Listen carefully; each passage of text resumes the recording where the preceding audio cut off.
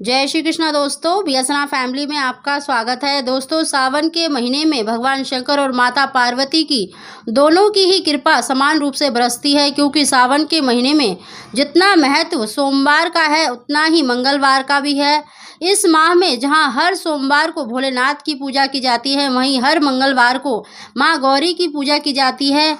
मान्यता है कि यदि किसी के वैवाहिक जीवन में कोई समस्या हो, कोई अड़चन हो या फिर संतान की प्राप्ति ना हो रही हो, तो उसे मंगला गौरी व्रत अवश्य रखना चाहिए। मंगला गौरी व्रत करने से सुख, सौभाग्य, पति की दीर्घायु और संतान सुख की प्राप्ति होती है।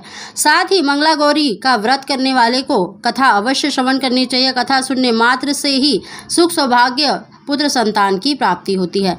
दोस्तों, आज की वीडियो में हम आपको पूजन विधि और व्रत कथा सुना रहे हैं। सबसे पहले देखिए, पूजन विधि में सूर्य उदय से पहले उठें, इसके बाद स्नान आदि करके स्वच्छ वस्त्र धारण करें। एक साफ लकड़ी की चौकी पर लाल रंग का वस्त्र बिछाकर माता गौरी की प्रतिमा या तस्वीर अवश्य स्थापित करनी चाहिए।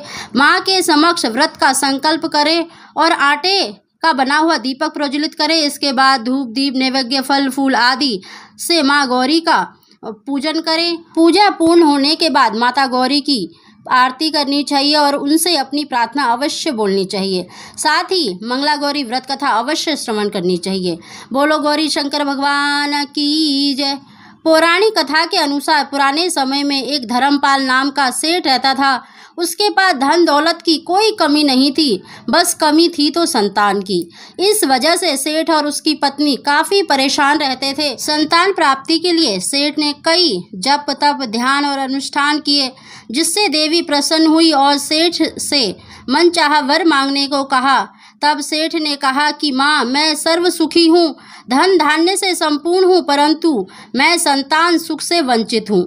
मैं आपसे वंश चलाने के लिए एक पुत्र का वरदान मांगता हूँ। सेठ की बात सुनकर देवी ने कहा, सेठ, तुमने बहुत ही कठिन वरदान मांगा है, पर मैं तुम्हारे तब से प्रसन्न हूँ, इसीलिए मैं तुम्हें वरदान देती हूँ कि तुम्हारे घर पुत्र रत्न की प्राप्ति होगी, परंतु तुम्हारा पुत्र केवल 16 वर्ष तक ही जीवित रहेगा। देवी की यह बात सुनकर सेठ और सेठानी बहुत ही दुखी हुए, लेकिन फिर भी उन्होंने वरदान स्वीकार कर लिया। देवी के वरदान से सेठानी ने एक पुत्र को जन्म दिया। सेठ ने जब अपने पुत्र का नाम संस्कार किया तो उसने उसका नाम चिरायु रखा। जैसे जैसे समय बीतता गया, सेठ सेठानी को अपने पुत्र की मृत्यु की चिंता सताने लगी। तब एक विद्वान ने सेठ को यह सलाह दी कि यदि वह अपने पुत्र का विवाह एक ऐसी कन्या से करा दे जो मंगला गौरी व्रत रखती हो, उसी कन्या के व्रत के फलस्वरूप आपके पुत्र को दीर्घायु प्राप्त होगी। सेठ ने विद्वान के कहे अनुसार अपने पुत्र का विवाह एक ऐसी कन्या से करा दिया जो मंगला गौरी का विधि पूर्वक व्रत रखती थी।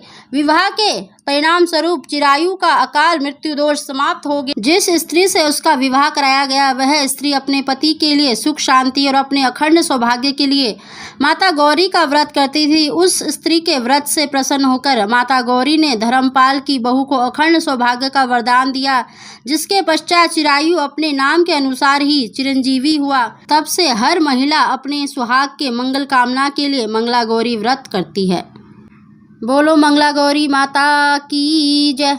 भक्तजनों, अगर आपको हमारी कथा और जानकारी पसंद आई हो तो इसको लाइक शेयर जरूर करें। आप सभी को जय श्री कृष्णा।